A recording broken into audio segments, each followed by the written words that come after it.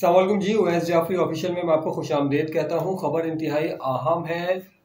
Pakistan democratic movement जो है PDM, उसका आज इजलास हुआ था और इजलास की अंदरूनी कहानी जो है वो सामने आ गई है। जबकि ज़रा अबलाग पे जो चीज़ें बताई गई हैं उससे ज़रा सी हटके है, तो साइड स्टोरी है, सुनिएगा ज़रूर। मामला ये हुआ कि स्टैंडिंग कमेटी का इजलास हुआ था इस इजलास से एक रोज़ पहले, और उस इजलास का मकसद ये था कि पाकिस्तान मुस्लिम लीग नवाज़ और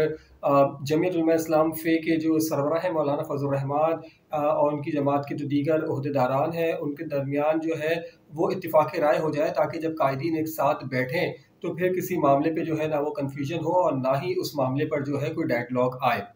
तो जनाब, जब आज इजलास शुरू हुआ पीडीएम का, तो एक ही नुक्ता जो था वो काबिल गौर था, वो ये था कि हुकूमत मुखालिफ तहरीक के लिए जो है वो जद्दोजहद तेज़ करने का जो हतमी मरहला है उसमें दाखिल हो जाए। और वो हतमी मरहला ये है कि हुकूमत के ख़िलाफ़ इस्लामाबाद की तरफ रवाना हो और लॉन्ग मार्च का सिलसिला। लेकिन अंदर की खबर यह है कि पाकिस्तान मुस्लिम लीग नवाज़ के कुछ रहनुमा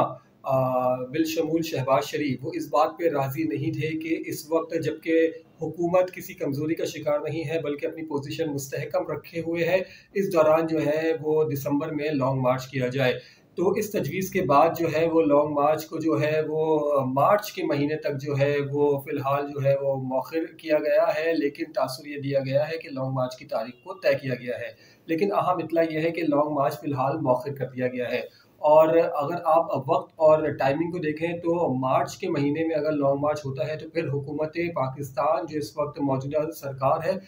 यहाँ पर जनाब 12 और 7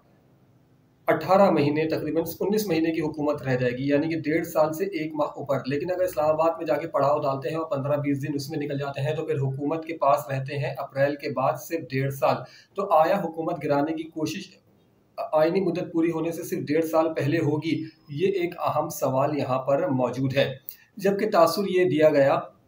कि चूँकि सर्दियाँ हैं तो सर्दियों में जो है वो लॉन्ग मार्च को थोड़ा-सा मुलतवी किया है और आगे लेके जाके जब मौसम बेहतर होगा तो होगा। लेकिन सबसे बड़ी बात ये है कि जब साबिक हुकूमत जब पाकिस्तान पीपल्स पार्टी की हुकूमत थी और जब साबिक सदर आसिफ अली ज़रदारी जो है वो उनके खिलाफ जब एक लॉन्ग मार्च हुआ और जुडिशरी में जो जजेस की बहाली के लिए जो एक लॉन्ग मार्च हुआ उसमें मुस्लिम लीग नवाज़ की क़यादत जो है ख़ुद मियां मोहम्मद नवाज़ शरीफ कर रहे थे, तो उसमें मुस्लिम लीग नवाज़ का कॉन्फिडेंस इतना बहाल था कि वो लॉन्ग मार्च अभी जो है वो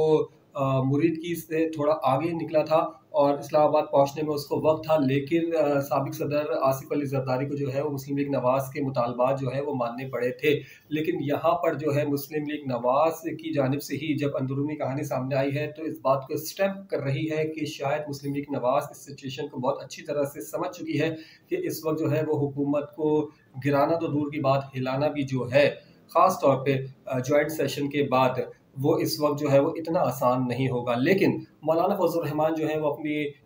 जो साबका मौक़िफ़ है उस पे बरकरार है कि हुकूमत को घर भेजने के अलावा कोई चारा नहीं होगा। इसीलिए उन्होंने आज के इजलास में जो है वो ये ऑप्शन दिया कि इस्लामाबाद पहुँचने के बाद भी उनके पास एक ऑप्शन होना चाहिए और वो ऑप्शन ये होना चाहिए कि वो असम्बलियों की रुकनीत से जो उनके अलायंस है वो मुस्ताफ़ी हो जाए और हुकूमत को दे एक बड़ा झटका। लेकिन अगर इस खबर को देखा जाए तो माज़ी में भी जब इस्तीफ़ों की बात आई थी तो पाकिस्तान तहरीक इंसाफ के रहनुमा और हुकूमती तर्जुमान ये बावर करवा चुके थे कि अगर आप इस्तीफ़े देंगे भी तो ज़िमनी इंतखाबात करवा दिए जाएंगे। लेकिन आज ये ऑप्शन भी ज़ेरे गौर रहा। दूसरी साइड स्टोरी ये है कि आज के इजलास के अंदर जो है वो अहम तरीन जो डेवलपमेंट हुई है, जिसको आप अपोजिशन की कामयाबी कह सकते हैं कि मुश्तरका तौर पर उन्होंने जो हिकमत अमली अपनाई है वो हिकमत अमली ये है कि इलेक्शन रिफॉर्म्स के लिए जॉइंट सेशन के अंदर जो करारदाद और जो तरमीम मंजूर की गई थी, जिसके लिए जो है इलेक्ट्रॉनिक वोटिंग मशीन और समंदर पार पाकिस्तानियों को वोट देने का हक के हवाले से जो तरमीम हुई है उसके खिलाफ जो है वो आइनी जद्दोजहद, कानूनी जद्दोजहद के नाम से जो है वो अदालत में रुजू करने के लिए जो है वो मुस्लिम लीग नवाज़ और जमीयत उलमा इस्लाम समेत पीडीएम में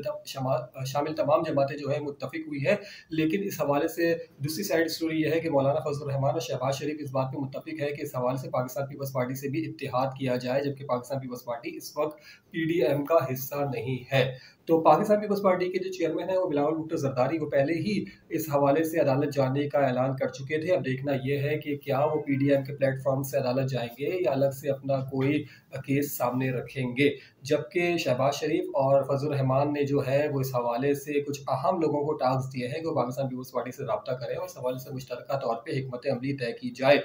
इन तमाम खबरों के बीच में एक बात तो ये वाज़ेह हो गई है कि हुकूमत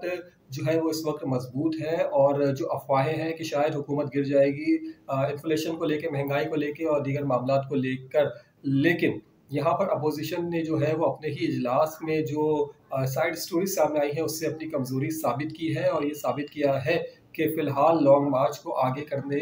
का मकसद ये है कि शायद हुकूमत को थोड़ा सा वक्त और अपने लिए भी थोड़ा सा वक्त रखा जाए, क्योंकि शायद अभी इशारे वो नहीं है जिस तरह से मौलाना फजल रहमान की एक जो एक्सट्रीम की जो पॉलिटिक्स है उसको जो है वो सपोर्ट किया जा सके। लेकिन सबसे अच्छी बात यह है कि मुस्लिम लीग नवाज की जानिब से जो है